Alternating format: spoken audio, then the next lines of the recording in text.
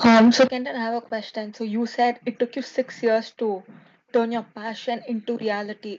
So how did you take your initial approach to make your passion a reality? What are the kind of people you contacted and started towards your mission? Yeah, great question. I probably didn't do it the right way, but I didn't know a thing about shoes. I didn't know what I was doing. Well, I grabbed my best friend. That was the very first thing I did. So my best friend Andrew, he and I kind of jumped in together, but he didn't know anything about shoes either. So we tried to give the idea away to everybody said no. You know, a lot of people said not a good idea. You know, this is never going to work. Stuff like that. I have one more question for you. Sure. So everybody strives to make their a passion a reality, but some of them fail. So they keep an alternative for that. So from what you're saying, I could realize that you were very passionate to make it a reality, but you might have could have had some circumstances to see that your idea might fail or you need more longer time. So how was the waiting period for you? How did you Yeah. come across the stress and believe in your vision still? Yeah, that's a really good question. I've been asked this before, but really at the time, my mindset was essentially a couple of things. I I was convinced that a growing shoe was a good idea.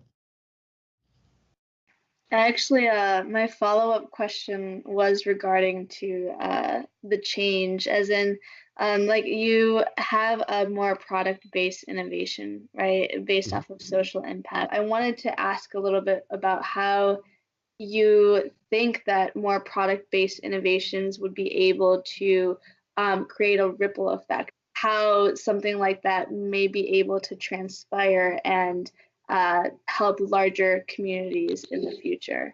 I think for us, we keep it pretty simple. We first of all, we recognize we do not have all the answers. I am not an expert on this by any means, but as I see it, as I understand it, and as because International understands it, we really believe that capitalism is the one of the large scale answers to poverty, and and that within capitalism, like that's where we fit. So we believe in innovation. We believe, and then for us specifically, our lane is product-based innovations. And so for us, we feel like the more opportunities that we can provide for entrepreneurs that have ideas for great small products, that those small products can hopefully be products that provide a solution or solve a problem or provide more value. Like the in and of themselves, the products can be useful. I would actually like to know like what your thought process was behind choosing a non-profit structure instead of a for-profit one behind this initiative.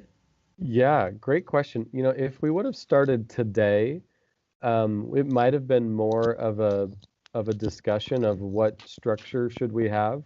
When we were first getting started, it was easily a nonprofit. Do you think that this shoe that grows concept could actually work with a lot of millennial mothers these days, especially the ones that are wanting to be more environmentally conscious and also cost conscious?